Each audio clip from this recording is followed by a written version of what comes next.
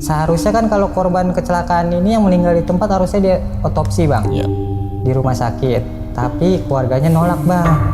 Akhirnya dibawa pulang mintanya. Ya dibawa pulang dengan kondisi hancur gitu bang. Posisi saya baru berhentiin mobil, narik rem tangan, itu pintu belakang sama dia udah dibuka, baunya nyebar bang, nyebar tuh kemana-mana. Yang duduk itu langsung begini bang, yang tadinya rame bang sekitar 50 orang bubar bang, karena pada mual semua tuh, wah bubar. Jadi gini mas nih nggak tahu ya ibunya ini latar belakangnya. Jadi ibunya ini latar belakangnya di desa ini sudah terkenal mas. Dia itu kayak buka praktik ilmu-ilmu gitu mas.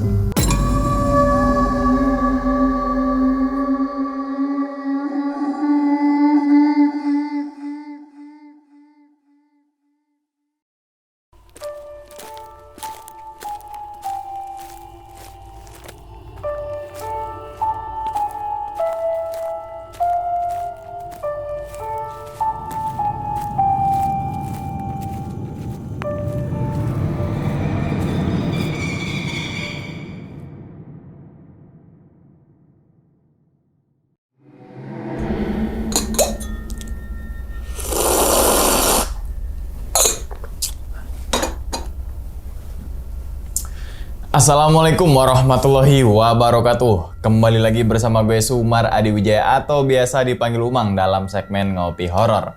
Ya teman-teman semua, pada video kali ini atau pada kesempatan kali ini lagi gue tidak akan membawakan sebuah cerita dan namun menghadirkan narasumber yang tentunya mempunyai pengalaman mistis ataupun pengalaman yang horornya nih. Nah, di samping gue nih udah ada Bang Fakih. Waduh, abang, gimana Bang kabarnya nih Bang? Alhamdulillah sehat. Sehat ya? Alhamdulillah. Salam untuk teman-teman dan juga keluarga di rumah nih, Bang Fakih nih. Nah, tapi sebelum Bang Fakih menceritakan pengalamannya ke teman-teman semua nih, kami ngucapin terima kasih banyak nih, Abang. Udah meluangkan waktunya datang ke sini dari kesibukannya yang kesibukannya bener-bener sangat bermanfaat gitu kan ya. Ya semoga aja nih teman-teman semua di balik pengalamannya Bang Fakih, teman-teman semua nih bisa diambil pelajarannya dan juga bisa diambil sisi baiknya gitu kan Bang ya. Nah ngomongin masalah pengalaman nih Bang, sesuai dengan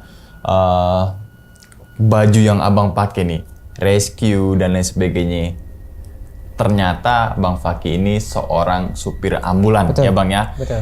Yang bernama itu Aspera. Yaitu aktivis peduli rakyat gitu ya. Dan ternyata selama Bang Fakih menjadi supir ambulan banyak hal-hal yang ganjil Bang ya. Betul. Terutama saat nganter jenazah. Betul. Dan videonya viral, ditonton 6-7 juta lebih tuh ya Bang ya. Betul. Boleh dilihat dulu gak Bang videonya Bang? Ini penasaran nih. Saat video proses evakuasi ya Bang ya. Betul. Selama 3 hari itu. 3S, Giat malam ini dapat laporan warga bahwa ada MD diperkirakan sudah meninggal 2 hari yang lalu. Langsung saja kita packing. Ini korban yang udah meninggal di kontrakan itu sekitar 2 atau 3 hari baru ketahuan. 2-3 hari? Iya, baru ketahuan. Perkiraannya 2 atau 3 hari. Oke. Ini penasaran banget sih Bang tentang kisahnya Bang selama jadi supir ambulan sampai detik ini pun masih gitu kan ya. Wis Bang, mungkin tahan dulu kali Bang ya ceritanya Bang ya. Oke. Dan tanpa berlama-lama lagi kita langsung masuk aja ke dalam ceritanya. Ngopi horor segera dimulai. Abang diminum dulu kopinya Bang, silakan biar enak ngopi kita.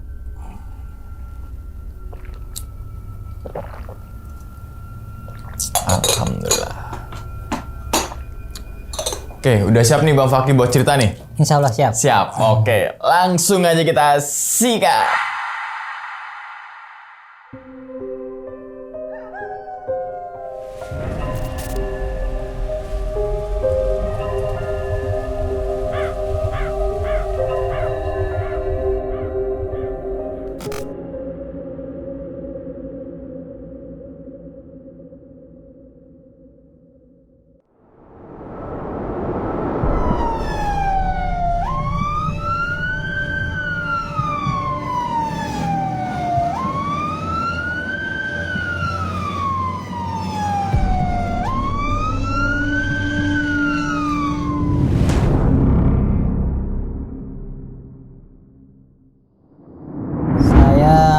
mulanya terjun di dunia ambulan itu mulai di tahun 2017 sampai 18-an itu baru mulai.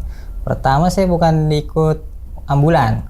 Sebagai relawan suka bantu buka jalan ambulan, bantu-bantu driver, dan di tahun 2018-an saya mulai ngikut di mobil sebagai kenek.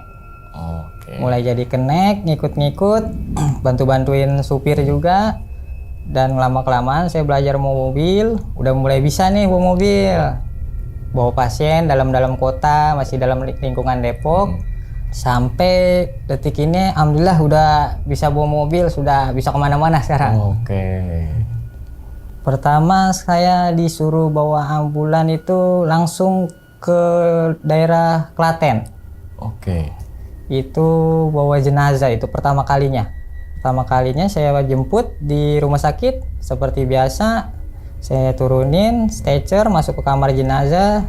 Saya rapiin jenazahnya, saya ikat kan biar tidak goyang-goyang di jalan. Aman aja jalan, aman, belum ada apa yang aneh-aneh lah, masih aman, normal kan. Jalan normal sampai pulang pun aman. Dan pertama mengalami pengalaman horor itu pocong merah itu yang biasa saya suka nonton di film kan. Pocong merah, ternyata saya ngeliat langsung ini pocong merah depan mata saya. Itu kejadiannya saya kan di base camp kan, kita ada base camp itu ditempatin namanya punya mobil. Jadi base campnya itu untuk anak-anak ambulan, kenek, ataupun relawan yang ngawal-ngawal tuh. Sekitar sore itu bang, jam 3 habis asar lah. Saya ditelepon sama orang yang lintas jalan raya kan. Ditelepon katanya ada kejadian tabrak kereta bang. Di daerah Citayam, tepatnya itu di Gang Ceplik. Saya prepare, pakai baju rapi-rapi, rapiin mobil, sama nyari kantong mayat. Udah rapi, saya meluncur ke TKP bang. Meluncur TKP itu udah rame bang. Jalan raya tuh macet udah, kiri kanan udah stuck, nggak gerak. Saya nyampe di lokasi, turun, banyak orang yang udah nungguin kan. Saya jalan ke rel, bawa tandu sama kantong mayat. Ternyata jenazahnya udah hancur bang. Itu ceritanya dari warga sekitar, ada dua versi nih bang. Gimana dia tuh? ngomongnya ada yang mau nyebrang, ada yang sengaja katanya. Nah versi itu saya ya cuek aja dah. Saya kan intinya evakuasi. Saya evakuasi, nyampe baru injek rel tuh udah di mana-mana tuh bang di rel. Ada serpihan tulang kan. Saya cocolin bang sebelum nyampe ke tubuh intinya tuh di ujung tuh, masih di ujung. Oh jauh? Masih jauh. Saya ngambilin tuh dari awal, saya cocolinnya, saya kumpulin di kantong mayat. Pas nyampe di inti tubuhnya itu ditutupin sama daun pisang sama koran bang. Pas saya buka, ternyata palanya udah hancur bang. Sebagian sebelahnya udah hancur. Itu tulang udah melingkar gini dah tulangnya. Udah melingkar. Saya evakuasi bang. Kantong mayat, polisi datang. Olah TKP. Dan ternyata yang korban tabrak kereta ini nggak jauh rumahnya bang. Oh dekat situ? Deket. Warga situ juga. Datanglah orang tuanya nangis-nangis, teriak-teriak. Seharusnya kan kalau korban kecelakaan ini yang meninggal di tempat harusnya dia otopsi bang. Di rumah sakit. Tapi keluarganya nolak bang. Polisi udah jelasin ibunya harus diotopsi. Keluarganya tetap nolak. Karena kan polisi nggak bisa apa-apa nih. Ini semua keputusannya di keluarga kan. Akhirnya dibawa pulang mintanya. Ya dibawa pulang dengan kondisi hancur gitu bang. Saya masukin kantong mayat, jenazahnya akhirnya saya bawa pulang deket bang rumahnya, depan masjid. Udah nyampe rumahnya langsung dimandikan bang. Itu kan biasanya kalau yang mandiin jenazah itu atau satu atau dua lebih yang bantuin ya untuk yang mandiin ya. Ini warga nggak ada yang mau bantuin bang. Mungkin kondisinya hancur gini warga pada ada yang sebagian geli lah gimana gitu ya. Itu hanya satunya tuh yang mandiin jenazah, satu bapak-bapak udah tua. Akhirnya saya inisiatif kan, saya bantuin sama teman saya nih. Yaudah pak, kita aja yang bantuin. Itu dibuka kantong mayat tuh, badan masih hancur. Ya jadi kita rapiinnya sebisa kita. Yang tulangnya bengkok kita lurusin sebisa kita, lukanya dilapin, kayak di tulangnya tuh saya kopek-kopekin pakai kayak korek kuping katembar tuh, kotorannya saya bersih-bersihin. Terus pas disiramin itu air pemandian jenazah itu nyampur sama darah tuh, nyampur sampai ke depan itu kan, depan jalan raya darah semua kan.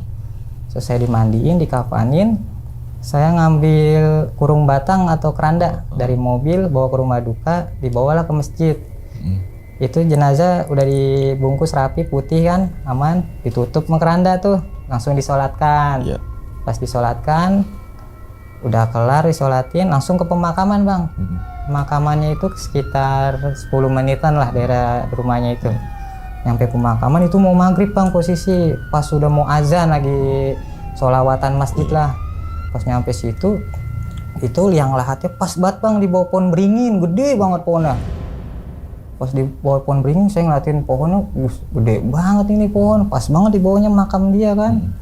Pas nyampe pemakaman, turunin dari mobil, jenazah digotong seperti kegiatan biasa, nyampelah di liang lahatnya, dibuka bang, ternyata itu pocong darahnya rembes semua bang. Itu yang pocong tadinya kain kafannya putih, merah, sekujur itu pocongnya merah semua. Karena darah. Karena nggak diotopsi atau dijahit, jadi darahnya rembes lagi.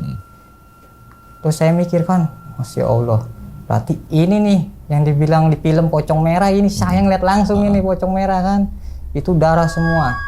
Orang kan mau nurunin ke liang lahat nih, di liang lahat udah ada 3 orang nih. Di atas ini nggak ada yang berani bang, karena darah. Kan kalau bawa jenazah kan kita harus peluk tuh, oper ke bawah ya. Ini karena darahnya merah kagak ada yang berani bang. Akhirnya saya juga nih turun nih sama teman saya. Satu ada warga berani bantuin. Terus warga ini kan nggak tahu gimana cara ngangkatnya ya. Saya bilang tangannya masukin pak ke bawah jenazah, dipeluk. Pas saya masukin bang, tangan saya di tengah, darah semua itu bang di tangan. Saya ngerasa basah kan. Jadi saya cuek aja kan. Cuek aja lah. Saya angkat, saya turunin. Pas saya udah diterima sama yang bawah, saya lihat, wah ini kiri kanan darah semua bang. Berlumuran darah saya. Langsung saya nyari keran kan, saya cuci tangan. Proses pemakaman saya tinggal ke mobil bang, saya ngeliatin dari jauh seperti biasa nyantai. Saya ngeliatin dari jauh, udah kelar pemakamannya, alhamdulillah pulang tuh bang dengan kondisi keranda masih berlumuran darah bang di keranda itu. Saya bawa pulang, posisi kalau nggak salah malam Jumat tuh bang. Itu saya Isya tuh nyampe base camp masih hujan rintik-rintik. Darah posisi masih di keranda tuh masih berlumuran darah. Berdua saya sama teman saya satu. Jadi kan kita parkiran mobil deket pasar tuh bang. Jadi di pasar itu kayak ada mobil ayam, mobil sayur ngumpul di situ tuh. Posisi hujan, teman saya turun dulu nih di base camp. Dari base camp ke mobil itu sekitar 100 meter lah. Dia turun duluan karena takut kehujanan kan. Saya pulang naruh mobil di belakang parkiran. Ya saya rapiin dah tuh darahnya pakai kanebo seadanya kan, yang penting rapi dulu dah, besok aja lanjut kan. Saya nunggu hujan nggak berhenti nih bang, makin gede di parkiran.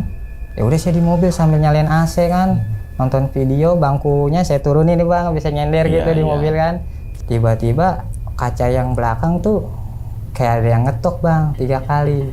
Pertama sekali, terus ngetok lagi 2 kali. Pertama yang sekali ngetok tok, saya mikir ranting kali ya, kan banyak pohon ya, ranting pohon kali kena kaca. Saya cuek main HP lagi sambil tiduran. Terus 2 kali tok. Nah saya udah cingak-cinguk kan di mobil. Yaudah saya matiin mobil, AC saya matiin, saya pulang dah tuh jalan kaki hujan-hujanan. Akhirnya itu posisi darahnya di mobil belum begitu bersih bang, karena baru dikaneboin doang, karena saya mau bersihin hujan gede kan. Saya pulang hujan-hujanan.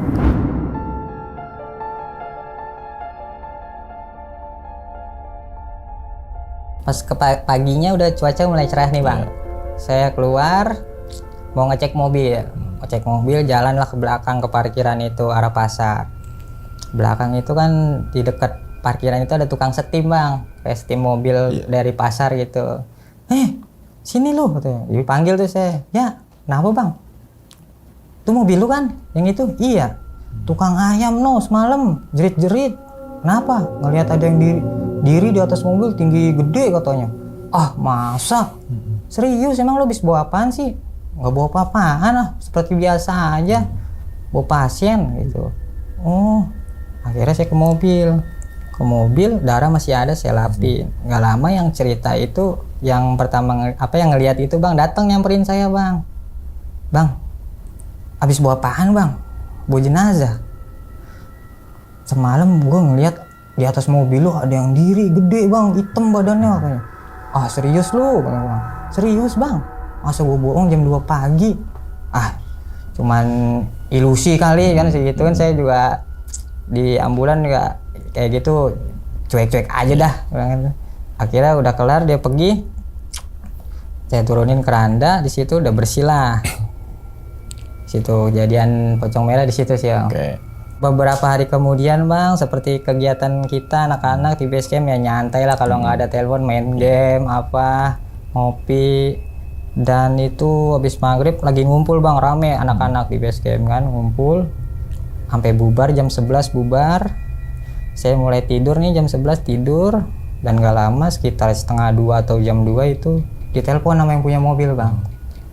Halo, Ki, ya posisi di mana? Base camp, Bang. Tolong ke lokasi nih, jemput segera ya, segera katanya. Oh segera saya feeling kan biasanya kalau minta buru-buru pasien yang udah darurat ya, Bang.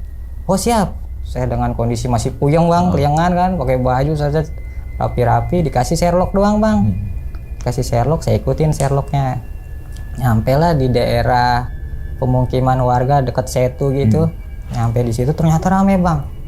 Banyak warga, ada polisi, tentara, tim Inafis kan. Rame. Diarahin sama warga. Ya terus, Bang, parkir depan. Saya masih bingung nih, celingak-celinguk kan. Posisi baru bangun lagi kan, celingak-celinguk. Ada apaan, Bang? Saya tanya. Itu ada jenazah. Di mana? Di kontrakan. Pas saya nyamperin kontrakan posisi sepi, Bang. Kontrakan itu sepi, polisi semua pada di luar, tentara di luar, warga di luar. Jadi kan kontrakannya masuk ke lorong gitu. Saya masuk ke dalam, jenazahnya ternyata udah geletak, Bang, di lantai. Saya liatin aja. Ternyata udah mulai bau nih, Bang, jenazahnya. Pantesan warga polisi pada nggak mau deket. Yang berani deket itu Inafis doang, Bang. Tim polisi Inafis itu buat jepret olah TKP lah, jepret foto segala macam. Habis itu dia keluar lagi. Terus tentara nggak lama manggil, Bang, langsung dievakuasi aja. Ini nggak ada yang bantuin, Pak? Saya bilang, nggak ada, udah Abang aja sendiri. Saya ngeliat kan postur jenazah ini badannya 2 kali lipat dari saya kan. Gimana saya ngangkatnya? Saya jongkok kan, saya ngeliatin tuh jenazah, saya diem dulu. Sambil mikir, saya baru nelpon teman saya nih, Bang. Telepon, halo, Nes, lu di mana? Bilang, di rumah. Nganggur nggak? Nganggur, lu bisa nggak kesini? Posisi di Lio nih, saya bilang kan. 5 menit nyampe nggak? Buru-buru nih. Oke, 5 menit. Ya udah, akhirnya dia jalan tuh ke lokasi saya. Polisinya nyamperin lagi, Bang. Bang, nggak jadi dievakuasi. Sebentar, Pak. Saya lagi nunggu teman saya buat bantuin ngangkat ini. Kalau sendirian saya nggak mampu, Pak. Akhirnya teman saya datang pun dia nggak tahu ini bawa jenazah atau pasien, dia nggak tahu. Dia datang aja bawa motor. Pas nyampe, ada apaan, Ki? Tuh, lihat aja. Udah geletak kan. Buset, kayak gini lu ngajak-ngajak gua kan. Saya masuk, dia masuk. Pas saya masuk, dia masuk, dia keluar lagi, Bang. Lu kenapa? Nggak kuat gua baunya. Udah ambil masker di mobil. Ambil masker di mobil double. Posisi saya nggak pakai masker tuh, Bang. Karena bau gituan ya udah biasa mungkin ya, udah cuek aja deh bau gituan. Dia pakai masker double. Saya di kamar di kontrakan tuh sendirian nungguin dia. Sekalian ambil kantong mayat ya. Oke, yang ambil. Pas dia datang lagi masuk kamar. Ini jenazah ternyata udah keluar-keluar cairan kayak ijo-ijo gitu, Bang. Dia saya liatin di badan dia posisi nggak pakai baju, celana pendek doang jenazahnya kan. Dan bibirnya itu kayak habis kena benturan apa di sini sobek, Bang. Bibirnya berdarah. Terus cairannya masih netes. Saya kantong jenazah saya gelar, sampingnya jenazah. Saya mikirin nih, ini gimana ngangkatnya nih? Ternyata tangannya udah kaku, Bang. Saya angkat gini, ngikut semua posisi. Saya pengen lurusin, masih bengkok gini aja. Udah kaku.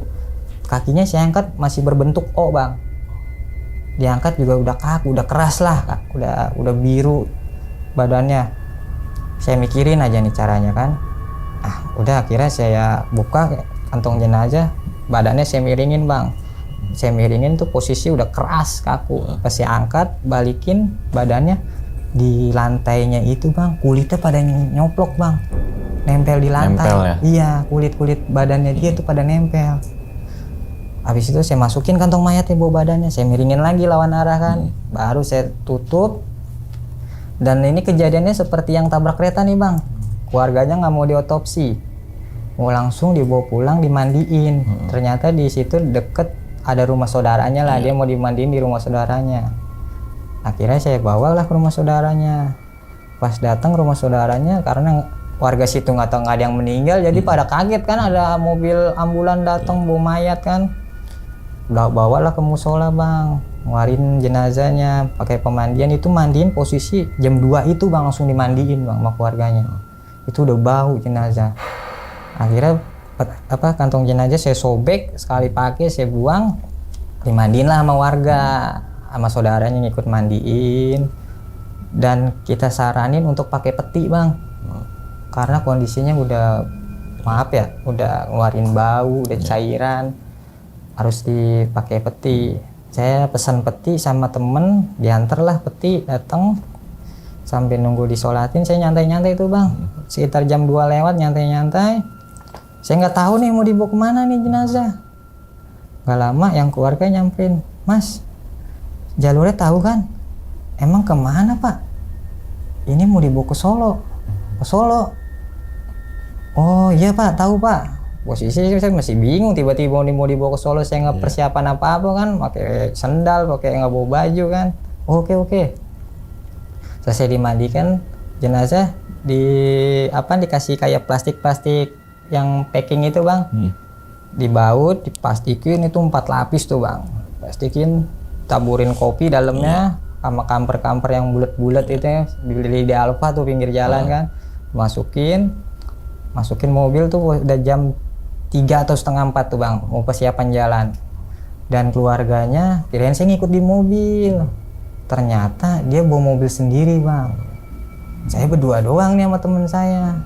Pak, nggak ada yang ikut di ambulan? Enggak, saya di mobil sendiri aja, mobil pribadi, entar saya ngikutin masnya. Saya berdua sama teman saya cengak-cengok nih, posisi bau kan. Saya nggak pakai AC tuh bang, kalau bau gitu. Kaca saya buka 4-4-nya kan, yang belakang setengah bang, biar nggak kelihatan orang kan, nggak enak kan. Yang depan buka full. Jalanlah subuh-subuh.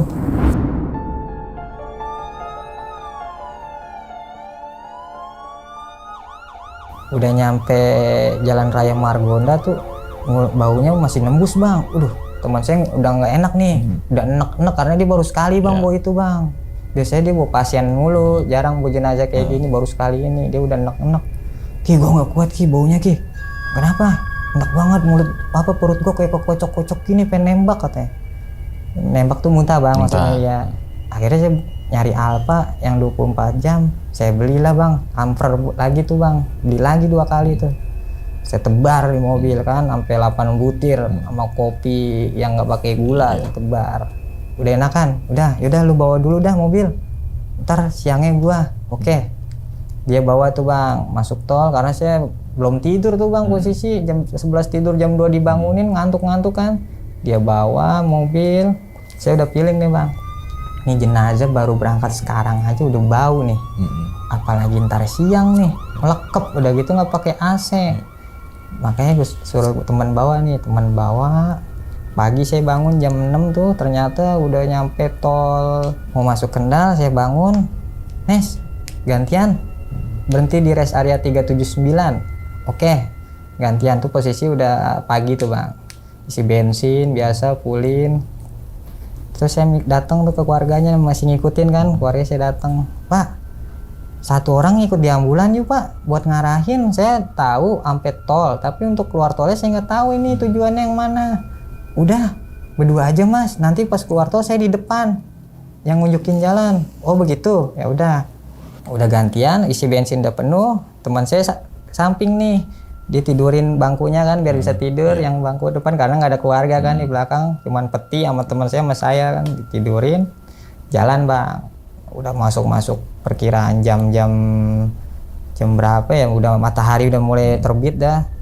Bener tuh bang dugaan saya bang, bus baunya makin parah, wanginya itu kalah yang saya beli kamper kopi, kalah, makin parah baunya. Wah, itu teman saya langsung mual-mual lagi. Saya dikata-katain sama teman saya, Lan lu pinter banget lu ya, giliran yang bau gantian, dan tadi aja pas nggak bau gue suruh bawa kan, posisi dia di belakang kan. Enak tuh bang, sambil nahan gini ya dalam perjalanan kan. Wah, udah tahan dikit lagi nyampe. Itu di dalam jenazah tuh kayak ada suara apa ya bang ya, blebek gitu bang, blebek saya mikir apa ya, resek gitu, saya cuek aja dah, jalan aja, nyampe lah di rumah duka bang, sekitar jam 10-an lah nyampe rumah duka. Tuh rame bang, kalau di desa kan biasa bangun bikin tenda itu, ngumpul warga rame. Pas rame warga itu yang niat nolong lah, pengen ngangkatin jenazah, dengan PD-nya dia buka pintu belakang bang. Posisi saya baru berhentiin mobil, narik rem tangan, itu pintu belakang sama dia udah dibuka, baunya nyebar bang, nyebar tuh kemana-mana. Yang duduk itu langsung begini bang, yang tadinya rame bang sekitar 50 orang bubar bang, karena pada mual semua tuh, wah bubar. Sisa keluarga intinya bang, ya sekitar paling 9 atau 10 orang lah bang, bubar. Yang buka pintu pun langsung kabur bang, menjauh, bukan kabur, menjauh gitu sambil gini-gini kan. Dengan PD-nya dia buka, tahu-tahu dia lari juga kan. Saya samperin jenazahnya, ya saya turunin tuh bang, seperti biasa saya turunin karena pakai peti, saya masukin ke dalam. Mungkin dengan adatnya orang sono ya bang ya, dia nggak mau dikubur pakai peti bang. Tapi saya jelasin, ibu mohon maaf ya, jenazahnya sudah bau, jadi makanya kita pakein peti. Nggak mau, saya maunya dikubur seperti biasa, seperti orang Islam katanya.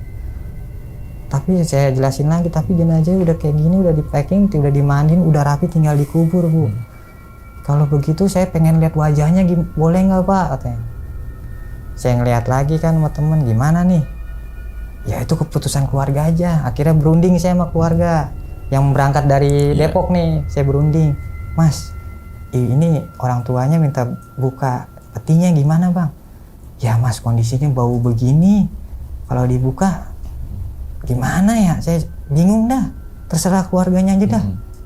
Akhirnya sudah berumbuk, keluarganya sepakat bang dibuka, karena orang tuanya atau siapanya ini pengen lihat wajah almarhum ini. Dibukalah petinya bang, bau tuh bang, nyembar lah, baunya nyembur lagi kan, baunya kemana-mana.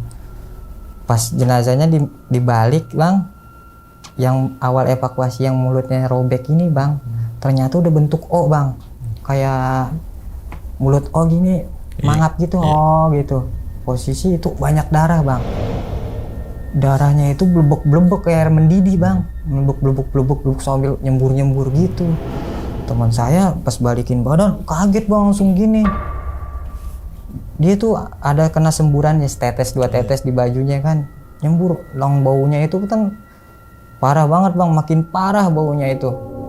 Darahnya hitam blebek, makin histeris lah bang keluarganya dengan kondisi jenazah kayak gitu kan. Ya kan udah saya bilang, mas, terus gimana bang? Udah langsung dibalikin ke kanan biar madep nyium tanah ceritanya, karena pakai peti kan, jadi dia harus nyium peti kan. Dibalikin bang jenazahnya, itu tumpah bang dari mulut ke peti itu. Pas dibalikin lagi udah cairan hijau di peti banyak banget kan. Dimasukin lah mayatnya lagi, ditutup lagi tuh bang mayatnya, masukin ke mobil. Dan warga yang ngelayat ini masih sepi bang, nggak tahu pada kemana itu perginya, pada ngilang, tinggal keluarga intinya doang.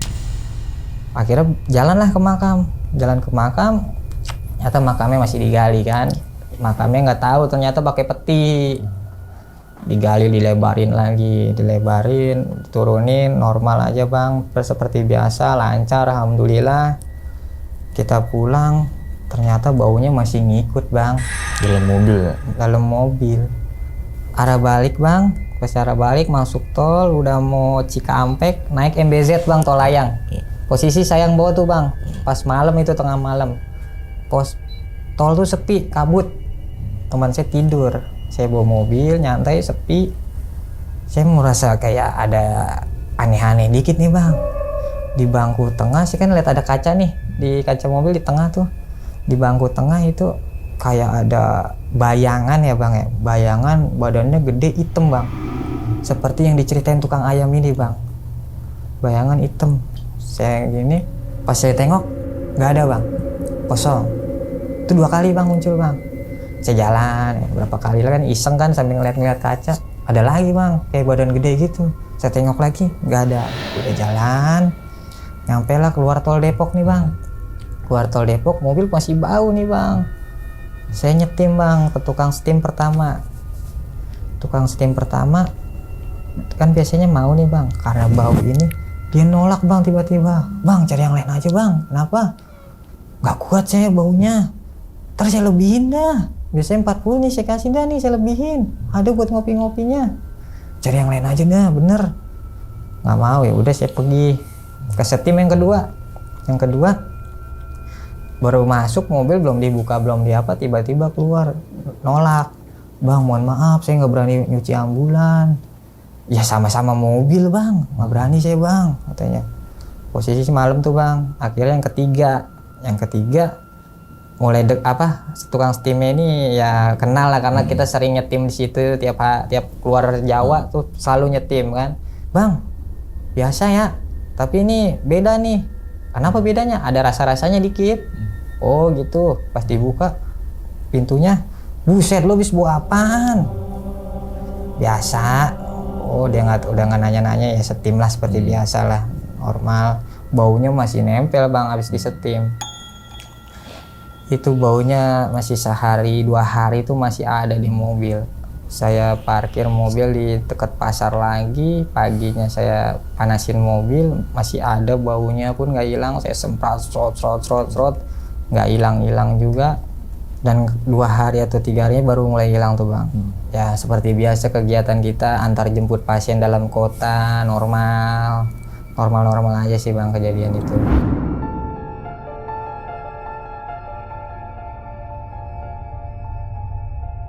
Berapa hari kemudian kegiatan kita seperti biasa bang, normal aja. Dan saya pun di lingkungan ini, orang ini udah kenalin saya bang, walaupun saya pendatang, orang ini udah kenalin saya tuh bawa ambulan lingkungan, sering bantu warga yang sakit, ada yang meninggal. Saya main lah bang, biasa muter-muter kampung, lihat ada lapangan, ada anak main bola gitu bang, kayak umur 16 atau 15 main bola. Saya liatin sebentar sambil jalan arah pulang, posisi mau maghrib bang. Pas nyampe base camp maghrib, saya ditelepon sama RT setempat. Halo Ki, ya Pak RT, gimana di base camp? Tolong ini warga saya ada yang sakit ini, tiba-tiba dadanya nyesek kayak orang kritis. Gimana Pak RT? Dekat lapangan yang tadi saya lewat dong nih. Nah, oh yaudah, saya siap-siap dulu Pak RT. Saya ke mobil biasa, nyiapin oksigen, stretcher. Jalanlah saya ke arah lapangan bang. Sampai arah lapangan udah rame bang sama ibu-ibu kampung, gimana ibu-ibu ngerumpi rame banget kan. Pada histeris. Kenapa Pak RT? Itu di dalam sesak napas. Saya masuk ke dalam. Lah, ini anak yang tadi main bola nih. Saya ngeliat ini anak yang tadi main bola ini sebelum maghrib kan. Tiba-tiba kayak orang kritis bang. Napasnya udah ngorok. Saya tanya, Bu emang anaknya punya penyakit apa? Riwayat penyakit apa? Nggak ada Pak, sehat-sehat aja bang katanya. Ya udahlah, saya bawalah. Saya tolong dulu nih sampai rumah sakit. Saya bawalah ke rumah sakit di Depok ini, masih deket-deket juga bang, paling sekitar 4 kiloan lah. Saya bawa masuk IGD, posisi IGD penuh bang, membludak IGD penuh. Saya serah terima sama perawatnya jelasin, bang posisi IGD kita lagi overload. Kalau abang mau nyari rumah sakit lain, kalau abang mau di sini, ya paling tempat tidur abang saya tahan. Saya mikir lagi nih, karena saya sebelumnya kan udah warawiri rumah sakit, udah tahu kondisi di lapangan rumah sakit semua penuh bang, posisi itu bang. Ya udah kita tunggu, mau nggak mau nih nggak ada pilihan. Ya udah Kak, kita tunggu aja. Yang penting ditanganin dulu ini pasien, kasihan. Oh pasti bang, ditanganin lah. Saya dikabarin sama ibunya keluar dari rumah sakit. Bang maaf ya bang, tempat tidurnya saya pakai dulu. Iya nggak apa-apa bu. Ternyata saya dipanggil lagi sama perawat bang, suruh cek darah, ambil lab itu sekitar 2 atau 3 jam bang. Ambil lab, saya anterin ke lantai 2. Habis itu 2-3 jam dapat info dari rumah sakit, anak ini nggak ada penyakit apa-apa bang. Saya heran dong bang, kondisi udah cengap-cengap, napas sesek, napasnya ngorok gitu bang, tapi nggak ada riwayat penyakit. Saya heran, saya diem aja. Gimana? Susternya jelasin, bang ini gimana ya bang ya, ini nggak ada riwayat penyakitnya, kita udah cek lab, udah ronsen segala macam rumah sakit lah prosedurnya kan, nggak nemu penyakitnya bang. Terus gimana kak? Ya paling kita bisa nanganin dengan bantuan oksigen seadanya bang. Habis kita bingung ini, kita harus ngapain, orang udah dicek kagak ada apa-apa katanya. Saya ke warkop lah bang, dekat rumah sakitnya tuh warkop. Saya ngobrol sama Pak RT, teh saya jelasin kondisinya gini-gini teh, nggak ada penyakit ya. Susternya juga bingung, ya kok bisa katanya. Ya gimana ya teh, saya udah ngomong nih kondisi kayak gini, feeling saya mah romannya nggak lama teh. Ente kalau ngomong sembarangan katanya. Ya saya kan bawa pasien bukan sekali 2 kali, udah tau lah kondisinya. Ya udah, aneh balik dulu ya, ente tunggu sini. Saya balik tuh bang pakai motornya RT, minjem pulang, nyantai lah di base camp, nyantai ditelepon lagi sama RT, Ki kesini pasiennya kondisinya makin menurun. Saya ke situ lagi bang, mobil masih di rumah sakit, kondisi makin parah bang, napasnya bang cengap-cengap. Akhirnya dibantu pernapasan ini nggak pakai oksigen aja bang, kayak ada alat dimasukin ke mulutnya tuh bang, disobok buat bantu dia napas bang. Saya akhirnya jam 11 malam tuh bang, gerimis bang, rintik-rintik. Saya RT-nya pulang pun udah kelamaan nunggunya. RT pulang, saya nggak mau nggak mau harus nunggu tempat tidur saya karena belum keluar kan. Ibunya sampai minta maaf bang, maaf ya jadi kerjaan abang nih nungguin anak saya. Iya nggak apa-apa bu, emang udah tugasnya kan. Akhirnya saya tidur lah di mobil bang, ketiduran. Mobil saya nyalin AC, parkiran masih hujan rintik-rintik. Tidur main HP dulu bang, pertama main HP, lama-lama ketiduran bang. Tiduran, tiba-tiba lampu sen nyala sendiri bang, lampu hazard yang sen 2 tuh, tek tek tek. Saya kebangun bang, langsung kebangun, saya matiin bang, tek. Terus nggak bisa tidur lagi tuh bang. Saya melek, main HP lagi. Akhirnya saya ke warkop lagi bang, saya matiin mobil, saya ke warkop lagi. Saya mikir, baru ngemikir nih bang, baru kepikiran karena mungkin belum connect nih, baru bangun kan, baru kepikiran di warkop. Tadi sen nyala sendiri. Posisi kalau mobil error bang, itu sen nyala doang, tombol nggak on. Kan kalau sen kan onnya mendem tuh. Kalau hazard ya. Iya. Posisi mendem, berarti ada yang mencet dong. Saya mikir ya itu bang, pintu dikunci, posisi sen on. Kalau konslet ini tombolnya nggak on. Ini posisi saya off, berarti ada yang mencet nih. Saya diem aja mikir sambil ngopi kan. Nggak lama, jam 4 atau setengah 5 mulai subuh bang.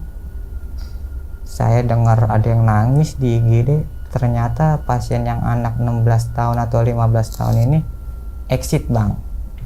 Plus, atau dibilang rumah sakit tuh plus itu udah nggak ada. Udah meninggal. Keluarganya histeris, minta maaf sama anaknya, sampai dicium-ciumin kakinya, tangannya, minta maaf ibu, maafin ibu. Ya saya mikir ya ini mah normal aja lah sebagai orang tua kan, anaknya meninggal histeris, bawa ke kamar jenazah sama pihak rumah sakit. Saya telepon nih RT sama RW biar pada datang. RW-nya saya telepon biar nyiapin rumah dukanya bang. Saya telepon, RT-nya datang.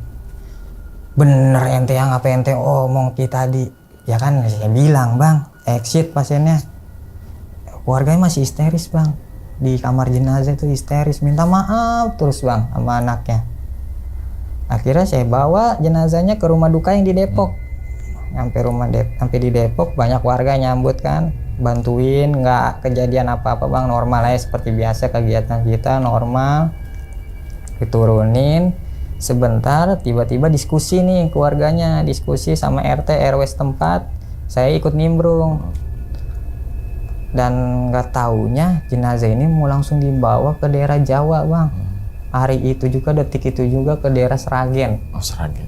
Iya kalau nggak salah itu saya Sragen Timur, daerah Mantingan kalau nggak salah ya. Udah sepakat keluarganya, ternyata mau dimandiinnya di sana bang, nggak di sini. Jadi mau langsung jalan gitu aja. Ya RT RW-nya berembuk lah, ngobrolin untuk biaya ambulan ya, kayak kita kan perlu bensin, tol segala macam. Berembuk, saya dikasih uang jalan 2 juta nih bang, pertama jalan sama RT, pegang 2 juta. Jenazah saya angkut seperti biasa normal dalam mobil. Ini yang ikut ibunya sama anaknya cewek satu, adiknya yang almarhum ini ikut di pintu belakang. Jadi mobil kita kan ada bangku tengah satu, bangku belakang 2, ibunya di tengah sambil meluk anaknya jenazah, nyiumin, minta maaf. Saya jalan berdua sama teman saya, supir juga satu lagi.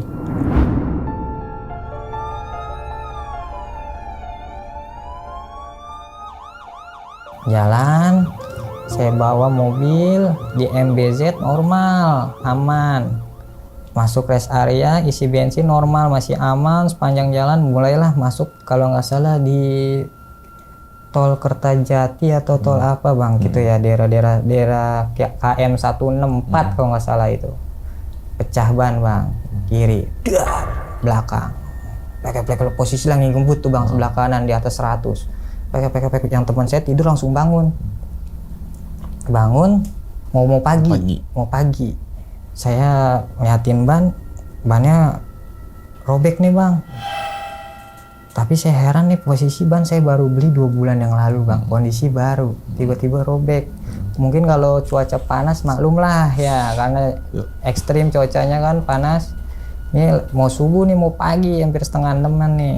Ya udahlah, saya ganti ban, jalan lagi, itu 10 kilo pecah lagi bang yang kanan. Yang kanan itu KM 170-an tuh.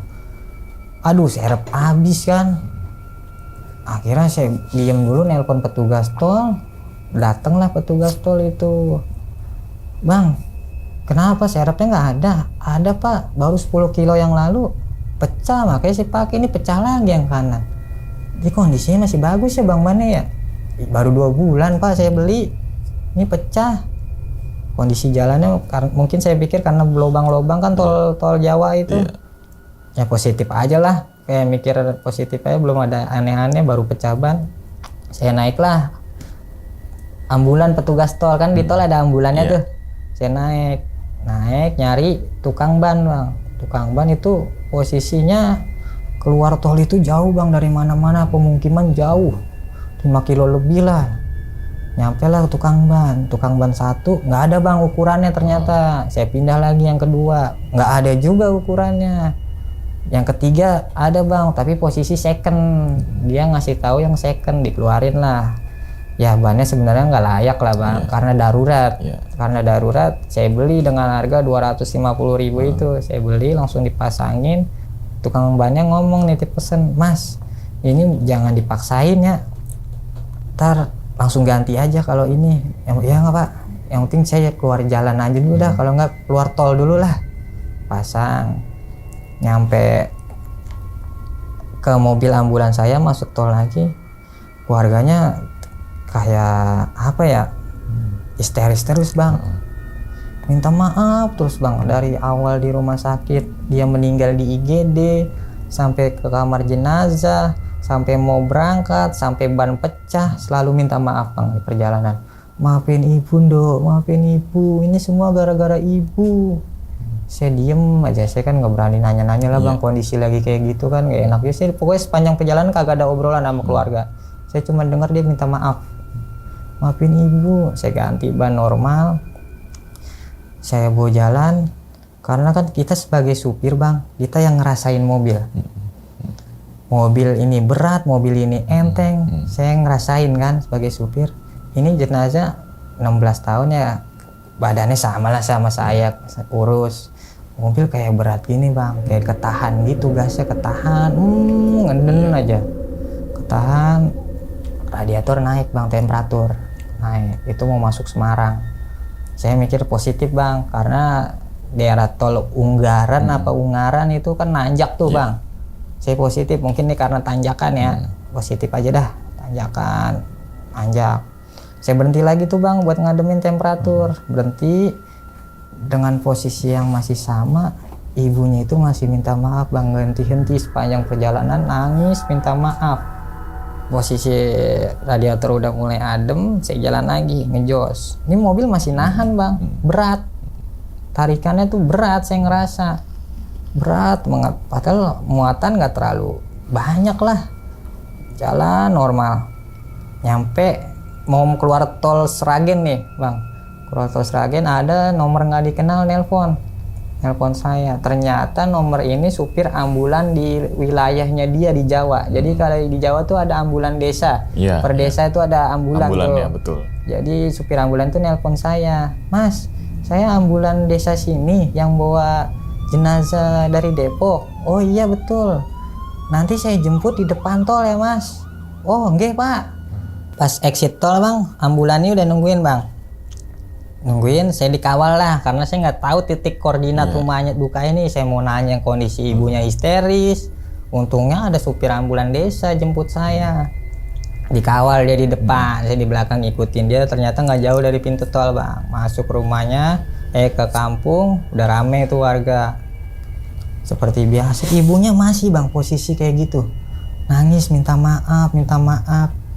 Ya saya turunin jenazahnya, ibunya nggak mau lepas pelukannya, sama anaknya dipelukin terus sambil nangis. Dari awal berangkat sampai nyampe masih gitu aja. Akhirnya sama keluarganya, sama tetangganya dibantuin, ibunya dimasukin ke kamar, jenazah baru bisa diturunin. Jenazah diturunin langsung ke pemandian jenazah. Setelah saya taruh jenazahnya di pemandian, supir ambulan desa nyamperin saya. Mas, istirahat dulu tempatku yuk, katanya. Nggak jauh tak Pak? Nggak, deket. Yaudah, saya ke tempatnya, istirahat, ngopi, ngobrol. Seperti biasa nanya-nanya dari sono jam berapa Mas? Saya jelasin gini-gini. Terus saya ada pertanyaan yang saya mikir, ini ibunya kenapa minta maaf mulu? Saya punya pertanyaan begitu kan. Saya tanya sama supir ambulan desa ini, Mas izin, saya mau nanya, ibunya kenapa ya minta maaf mulu? Maksudnya Mas, iya sepanjang perjalanan itu ibunya selalu minta maaf ke anaknya. Jadi gini Mas nih nggak tahu ya ibunya ini latar belakangnya, kurang tahu Mas. Jadi ibunya ini latar belakangnya di desa ini sudah terkenal Mas. Maksudnya terkenal, dia itu kayak buka praktik ilmu-ilmu gitu Mas. Dia tuh setiap malam Jumat atau malam satu suruh dia selalu makanin bunga kantil, kata supir ambulan desa itu. Padahal saya emang nggak tahu bentukan bunga kantil seperti apa, saya nggak tahu, dengar doang. Dia tuh selalu makanin bunga kantil. Nah memang di Depok ceritanya gimana? Saya ceritain dari awal, anaknya normal Mas, main bola sebelum azan maghrib. Pas azan maghrib saya pulang nyampe base camp, tiba-tiba kondisinya ngedrop. Kalau menurut pribadi saya Mas ya, kata supir ambulan itu, ini ibunya ini ada yang nggak suka sama ibunya. Jadi antara ilmu dia ngelawan ibunya, ilmu ibunya ini kuat, jatuh ke anaknya. Anaknya bisa dibilang ya jadi tumbal lah, kata supir ambulan desa. Oh gitu toh Mas. Saya terus terang Mas, kalau masalah ilmu-ilmu lah nggak tahu lah saya. Allahu alam lah itulah ya. Yang penting saya dengar ceritanya seperti itu di lapangan. Pantesan dia minta maaf mulu ya Mas ya ibunya. Dia mungkin merasa bersalah sama anaknya, kata ibunya gitu. Lalu warga sebenarnya sudah kurang respect sama ibunya karena dia punya praktek ilmu-ilmu begitulah. Udah terkenal Mas di desa ini ibunya itu, katanya. Saya baru tahu tuh Bang, ternyata korban anak ini dari ibunya ini ya lawannya ibunya ini. Itu Bang ceritanya Bang. Oke, diminum dulu silakan Bang Faki. Siap.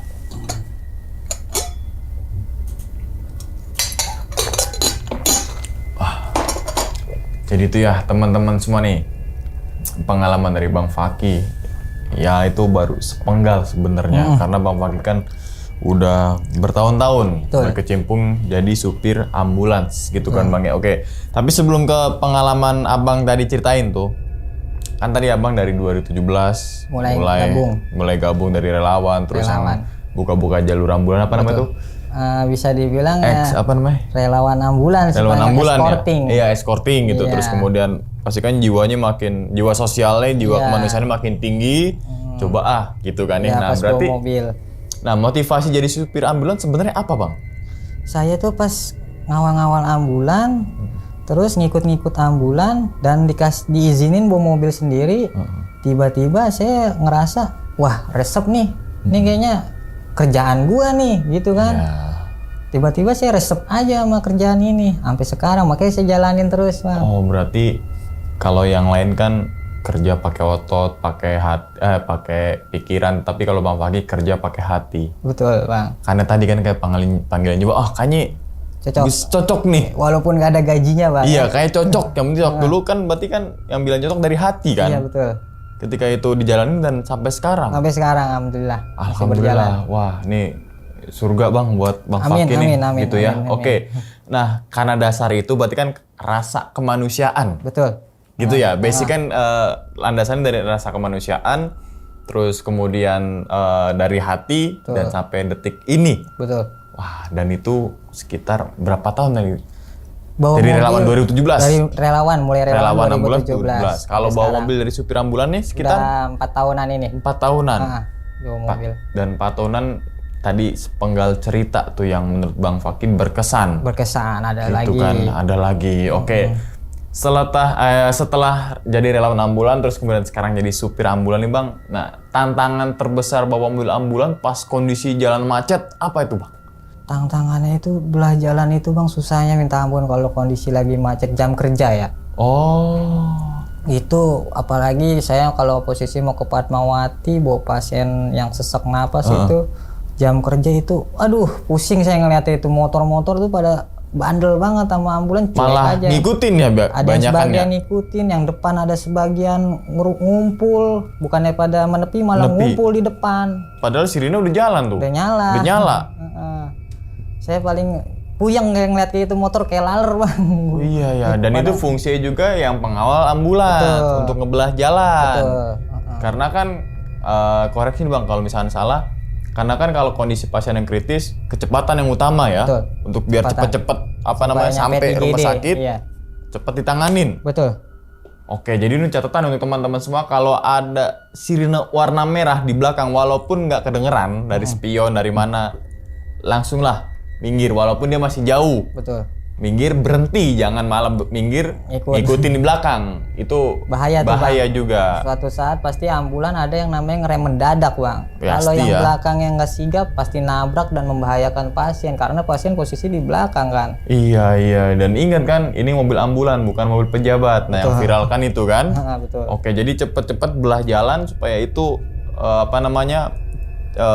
cepat sampai di tujuan ya, terutama yang rumah sakit. Rumah sakit. Dan itu kan kendaraan prioritas. di Ambulan dan juga damkar. Betul. Gitu kan, itu gokil tuh. Oke, terus kemudian nih Bang, keterampilan khusus supir ambulan nih selain bisa bawa mobil, ada lagi gak Bang?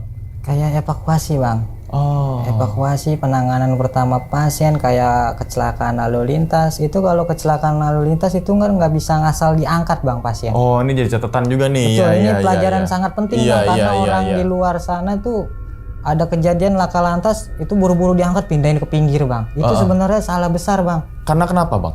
Posisi kalau ada orang kecelakaan kita nggak tahu nih bang. Ada yang patah kah? Ada yang tulangnya lehernya pak. Ini yang parah bang leher bang. Oh. Kalau leher udah patah bang, kita asal angkat posisi pasti kepalanya ketinggalan Iya, bang. iya. Itu nih saraf banyak banget bang di sini bang. Kalau ada yang robek ya bisa meninggal. Oke, pasiennya. jadi kalau misalkan ada video-video beredar gitu di media sosial, pas ada laka lantas, terus banyak orang yang lagi demin, itu sebenarnya dia bukan cuek. Iya, karena menunggu petugas medis. Petugas medis yang tahu. Iya, cara evakuasi penanganan yang benar. Dan pasti gotongnya harus sejajar gini Betul. kan, harus pegang belakang bisa asal kepala, angkat. nggak asal satu orang kan ada tuh. Wah, angkat aja langsung tahu-tahu pinggir, sampai rumah takutnya. sakit udah nggak ada. Iya, takutnya tadi Bang ya yang patah, terus cara pegang kita salah. Betul. Apalagi kalau kaki kan, kalau patah kan kita nggak tahu dalamnya patahnya ada yang modelnya lancip. Kalau asal angkat tuh nembus tuh, pernah kejadian bang tuh nembus kulit tulangnya keluar karena main asal angkat. Waduh, Bahaya. gue jadi ngebayangin pas gue patah kaki Bang, gue patah kaki juga. Jadi sama ketika patah kaki gue sebelah kanan, kan di kaki kan ada 2 tulang tuh yang Iya, besar betul. sama kecil Di kan. betisnya ya. Ya, nah ini bagian kecilnya, gue tuh kaki gue harus sejajar. Betul. Kalau misalnya digendong begini nih, wah sakitnya bukan main. Gerak pasti tulangnya kan. Ngilu kayak gimana ya? Semoga jangan sampai terjadi sama teman-teman semua yang kasus patah itu. Ngilu terus kalau ada kita kan karena dibawa pakai taksi karena satu kan urgent kan. Pasti ya. Di belakang tuh sendirian ada polisi tidur tuh. Goyang bukan itu, main. bukan main. Apalagi kalau diangkat asal angkat. Betul. Kena getarannya sakit. Pasti sakit, Bang. Itu berarti teman-teman semua harus belajar gimana caranya untuk penolongan pertama juga. Nggak harus tenaga medis juga kan ya. Iya. Biar kita tahu, oh kayak gini loh, kayak gini. Biar yang tadi so tahu, mungkin niat dia baik. Betul. Jangan untuk caranya dipinggirin, salah, ya. tapi caranya salah. Itu Bahaya. fungsi ilmu dan pengetahuan gitu kan ya. Oke. Nah, Bang, kalau misalnya pengalaman paling berkesan apa, Bang? Selain horor ya, tapi berkesannya. Yang sering kan kebanyakan yang serem-seremnya sih. Yang serem-seremnya ya. Kayak bawa jenazah itu sendiri ke Bengkulu. Paling jauh berarti ke Samosir saya. Pemantang Siantar, Samosir, Sibolga. Saya berarti ngantar Sumatera, lintas Sumatera udah. Udah. Kalimantan Kalimantan belum. Belum nyampe. Pengen saya ke sana sebenarnya ngantar. Tapi pernah tuh kejadian Mas, saya ngirim ke Jawa, mau ada telepon mau ke daerah Kalimantan. Saya udah seneng kan. Wah, pengen jelajah daerah sono. Ternyata pesawat. Nggak jadi saya ke sana. Pesawat. Iya. Kargo. Dan tadi nganterin sendirian kemana? Ke Bengkulu. Sendiri. Sendiri. Itu Bawa maaf jenazah tau? jenazah bisa dibilang. Ini jenazah yang terkesan nih sendiri nih saya nih Bengkulu nih. Sedikit Bang, gimana sensasinya? Sensasinya itu ya Mungkin karena terbiasa kayak gitu kan ya. Kalau udah biasa. Aja saya dengan terbiasa karena di sendiri nih hening Bang di mobil kan. Saya Belakang ada keluarga? nggak ada Bang posisi. Berarti Abang sama jenazah? Sama jenazah ke Bengkulu. Karena ini dia merantau Bang, merantau sendiri di Jakarta. Dia tuh kayak frustasi gitu Bang, istrinya di kampung meninggal, nggak lama anaknya nyusul, dan dia di Jakarta di PHK Bang. Ini jadi untuk introspeksi diri kita juga nih yang terutama untuk para pendatang atau perantau ya. Betul. Yang mohon maaf di kota kalian cuma seorang diri, keluarga di kampung, ya jaga diri gitu kan, jangan sampai tadi tindakan-tindakan yang mohon maaf yang mungkin karena frustasi, karena stres gitu kan tadi, apalagi karena di PHK, di rumah bebannya banyak, ujung-ujungnya menyelesaikan masalah itu dengan jangan gitu kan ya. Jangan sampai. Ini banyak banget sebenarnya pelajarannya gitu. Nah, kalau misalnya paling sedih Bang, ada? Saya paling sedih itu bawa jenazah yang OT Bang, atau bisa dibilang orang telantar. Ini kayak orang sudah nggak dianggap sama keluarganya, yang keluarganya udah cuek, masa bodoh. Mungkin karena ceritanya dia pas ada jaya-jayanya lupa sama keluarga kan, pas jatuh miskin tahu-tahu inget sama keluarga. Jadi keluarganya kayak udahlah, masa bodoh, udah mati, biarin aja rasain sendiri, begitu mungkin ya. Itu kasihan Bang sebenarnya. Jenazah sudah meninggal sama keluarga ditolak. Itu yang paling menurut saya sedih. Karena sedih kemanusiaan ya. Kemanusiaan betul. Sedih betul. aja. Kalau tanya perasaan sedih, duka apa, ya udah campur aduk. Bang Fakih nih, dari sukanya mungkin karena hobinya bawa mobil kemanapun, ayo, karena udah hobi gitu kan, karena pekerjaan selain pekerjaan, lapangan, terus kemudian dukanya pasti banyak, walaupun bukan keluarga tapi ngerasa sedih juga. Pasti. Gitu kan? Pasti ngerasa. Kita bawa mohon maaf keranda, terus kemudian anggota keluarga nangis, pasti kan kita kebawa tuh. Pasti. Yang sedih itu yang OT itu Bang, sampai yang nyolatin kita, mandiin kita, sampai ngazanin pun saya Bang. Turun kalian lahat saya ngazanin. Karena nggak ada keluarga sama sekali, satu pun. Nggak ada yang datang pun nggak ada. Walaupun udah ketemu keluarganya, udah masa bodoh.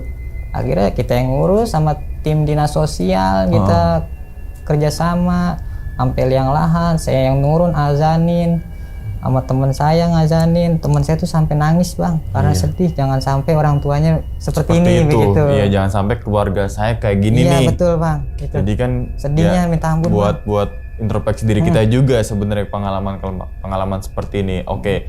Terus Bang, kan tadi Abang cerita 3 cerita sebenarnya. Yang pertama kan ada tabrak kereta. Yang kedua meninggal 2-3 hari. Betul. Terus kemudian yang ternyata nggak tahu nih gimana ibunya menganut ilmu hitam dan sebagainya. Praktik. Kalau yang pertama yang laka lantas, bukan laka lantas yang tadi kan ada dugaan Kalau ketabrak kereta murni ya. Nah, untuk teman-teman semua nih jauhin tuh, misalkan lagi putus cinta jangan tuh ke rel kereta. Jauh-jauh dah. Jauh-jauh gitu kan. Warkop Terus aja. nah, kalau mau nyebrang kan ada penyebrangan itu tuh JPO kalau Betul, sekarang kan. JPO ada. Walaupun agak muter dikit, agak ngos-ngosan dikit nggak apa-apa. Yang penting kan tadi keselamatan. Betul. Ketimbang ada celah dikit, masuknya lewat cepat biar cepat gitu kan. Iya.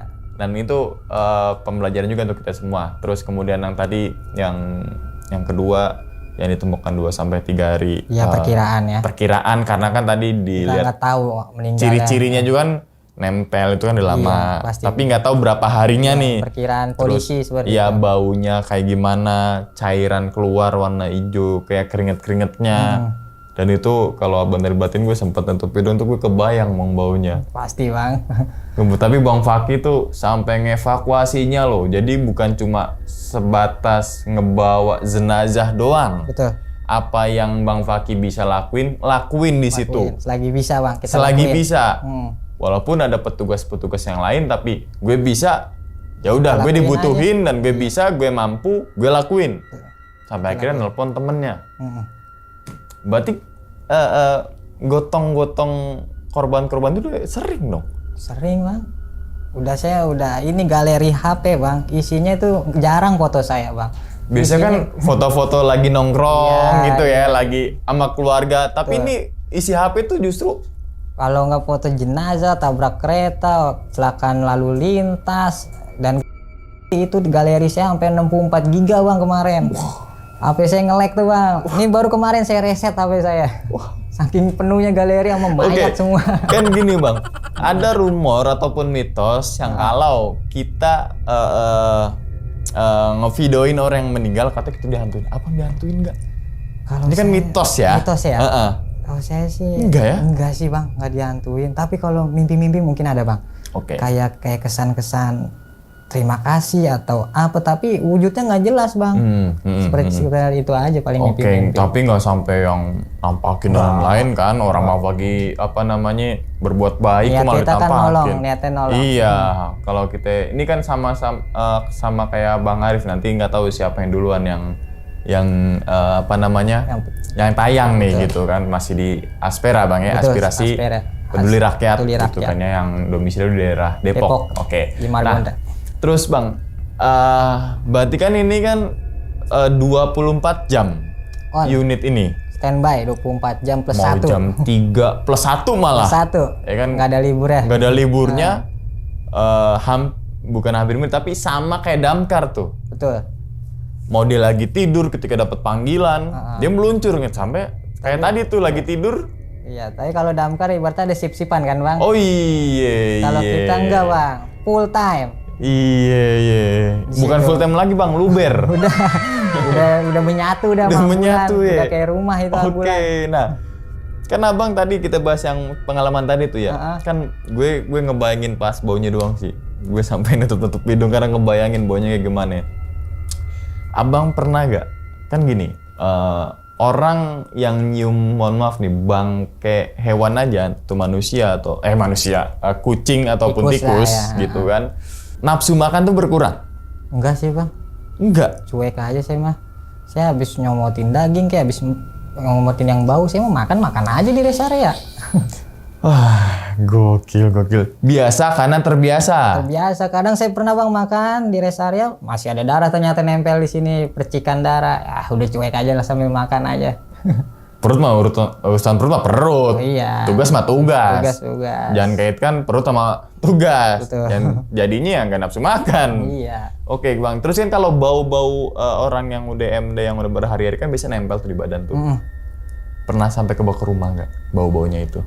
Ya itu bang, ngikut bau yang pengantaran itu pasti baunya 2 harian pasti ngikut itu. Bau. Iya kan, biasa kan dia nempel tuh di jok, bau-bau gitu iya, kan. Makanya kalau atau di teman-teman keranda. ya di keranda gitu Pasti kan. ngikut Kalau baunya, kita jangan kan itu, kita ngerokok aja asap rokok tuh nempel. Di baju nempel. Di baju, pasti. apalagi Baunya. berjam-jam di mobil dengan baunya yang khas banget. Pas itu bangke kucing, tikus kalah itu lewat. Baunya lewat itu mah, bangke itu mah nggak ada apa-apa. Saya makan juga cuek aja itu. Wah bener-bener ini nih apa superhero nih Itu Bapak. kalau kita bawa mayat yang sudah bau itu mau nggak mau kita tidur harus di samping mayat bang. Oh, Ya kan karena kan kalau dua supir, satu yang belakang diturunin bangkunya ngadep kanan udah mayat. Bagian kepala lagi ya? Iya. Kalau nggak gitu kita nggak bisa rebahan. Oh iya. Ya kan? Iya. Pasti kita harus samping mayat tidur. Mau mayat bau, mau mayat yang nggak bau. Oke. Terus kan gini bang, kalau gue dapat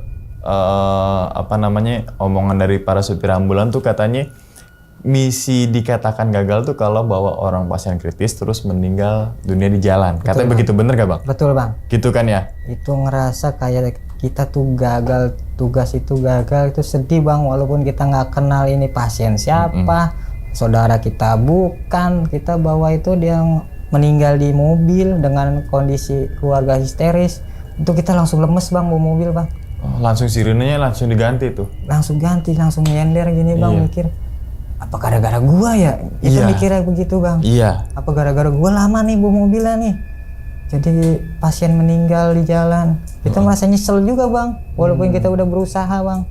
Oke, ketika pas abang ngalamin kejadian kayak gitu yang meninggal di jalan pasien, pernah gak bang, mohon maaf nih, ketika keluarga pasien itu malah nuntut abang, kamu sih lama gitu? Pernah kejadian sekali bang kayak gitu.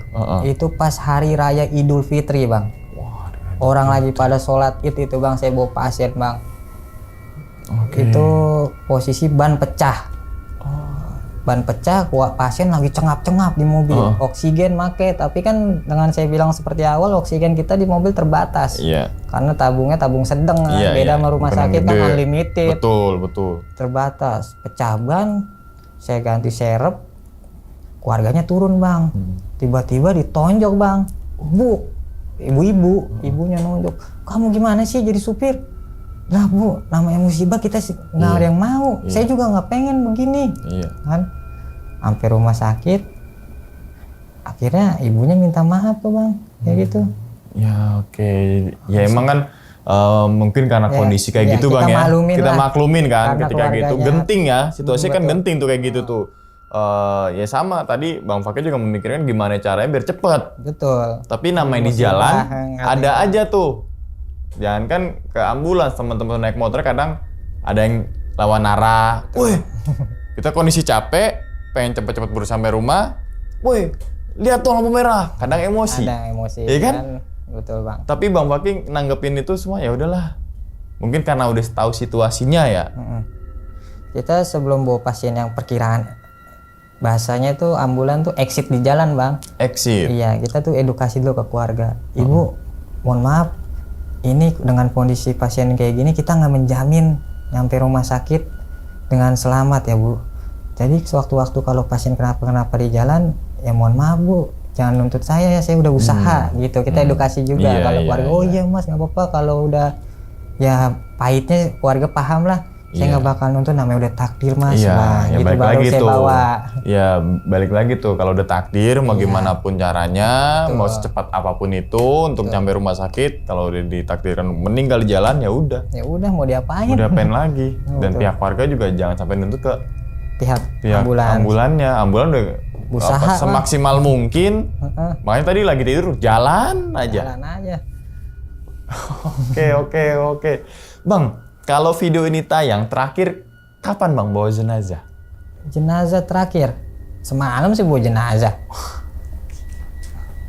Bawa jenazah semalam jam 2 bawa jenazah.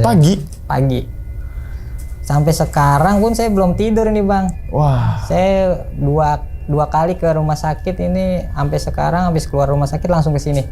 Ini saya belum tidur ini dari semalam. Wah bener-bener nih.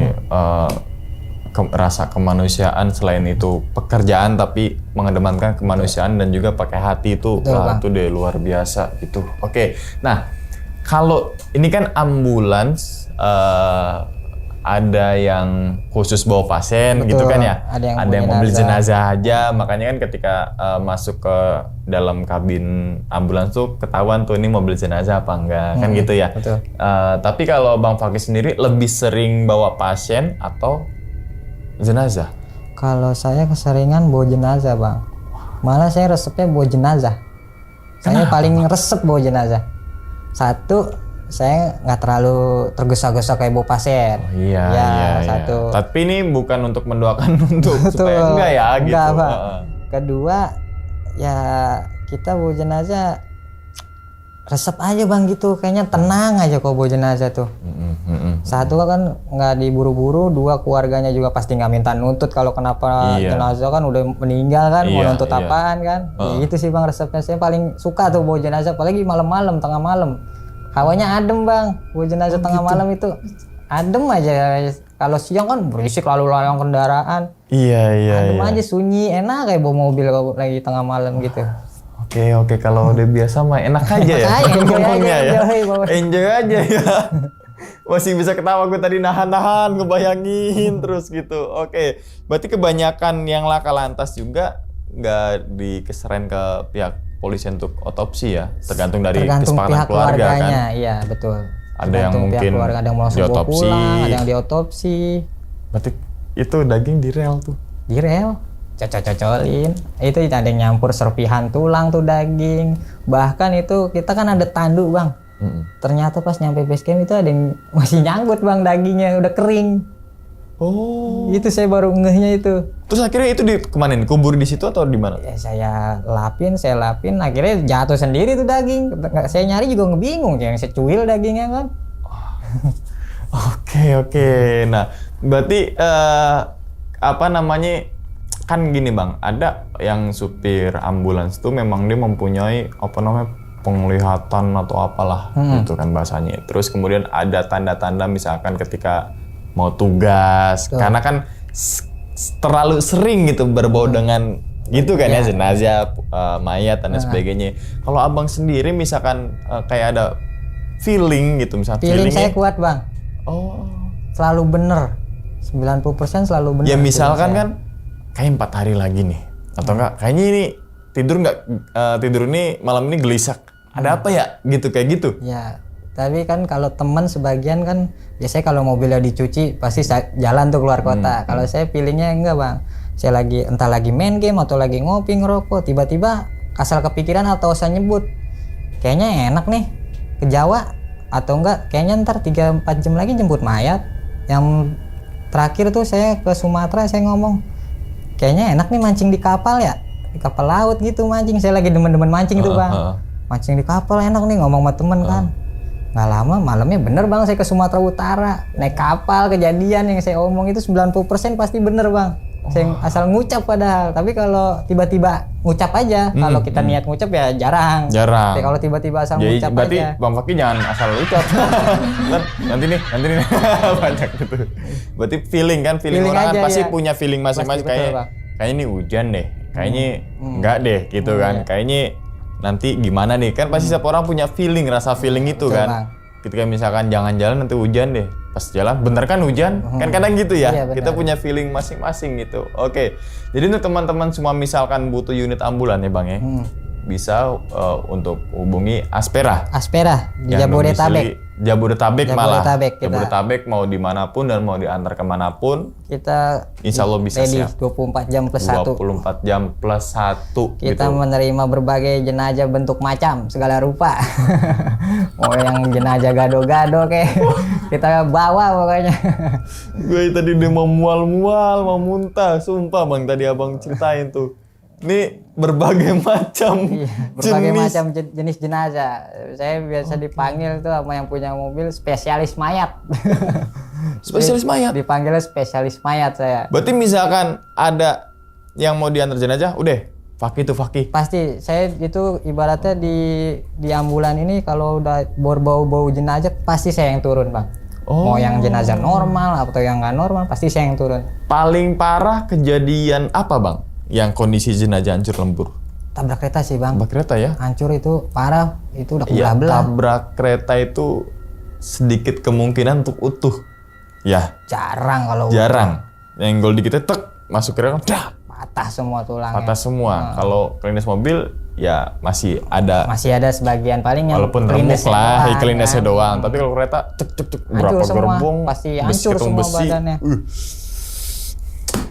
Oke, ngebayangin lagi sih. Oke, berarti ada feeling, rasa feeling. Betul, rasa feeling. Terus kemudian tadi sampai detik ini Bang Fakih masih supir ambulan karena tadi selain itu tugas dan juga pekerjaan, tapi karena rasa kemanusiaan, rasa sosial dan kerja dari hati itu adalah kerja yang ikhlas. Itu makanya kan sering gue bilang tuh, kerja pakai otot itu kerja keras, kerja pakai pikiran itu kerja cerdas, kerja pakai hati itu kerja ikhlas. Gitu Bang. Bismillah ya Bang ya. Bismillah, Bang. Oke. Dan jangan sampai kapok Bang. Siap. Untuk profesi sebagai supir ambulan, karena menurut gua pribadi itu adalah profesi yang sangat mulia dan banyak dipandang sebelah mata sama ya kalangan yang lain lah, oknum yang lain. Oke Bang, tapi sebelum ditutup nih Bang videonya, kira-kira Abang punya pesan gini Bang untuk teman-teman semua yang lagi nonton di rumah nih Bang, entah itu untuk pengendara di jalan ataupun yang lainnya Bang. Pengendara jalan sih Bang. Boleh. Karena di masyarakat ini kurangnya edukasi tentang ambulan Bang.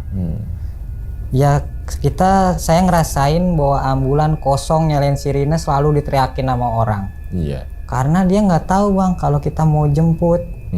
Dia taunya ambulan kosong nyalain sirine. Padahal kan dia nggak tahu kita mau jemput. Siapa tahu yang kita jemput keluarganya atau saudaranya. Pasti kan kita kalau jemput nyalain sirine karena darurat Bang. Dia nungguin kita, mungkin dia lagi cengap-cengap di rumahnya. Ambulan yang datang, makanya kita nyalain sirine kan. Itu kita sirine beda-beda Bang. Ada sirine penjemputan, ada sirine pengantaran. Makanya warga mungkin lingkungan ini kurang edukasi Bang tentang ambulan. Taunya sirine nyala, ambulan kosong, pengen cepet tuh, supirnya tuh pengen pulang tuh. Iya. Saya sering Bang di jalan, saya sampai ajak itu orang suruh ke rumah pasien. Itu sih Bang edukasinya. Oke. Dan itu juga gue jujur aja Bang, pas masih sekolah gue tuh ke ambulan itu negative thinking. Pas saat itu di Tanah Abang kan macet tuh. Pasti macet. Zaman-zaman tuh masih macet banget kan tuh. Terus pas gue jalan naik motor masih pakaian sekolah kan. Yang tadi minimnya pengetahuan sirine ambulan itu. Iya. Pas gue jalan tuh ada mobil ambulan lagi beli rokok tuh di warung. Kondisi mati sirine.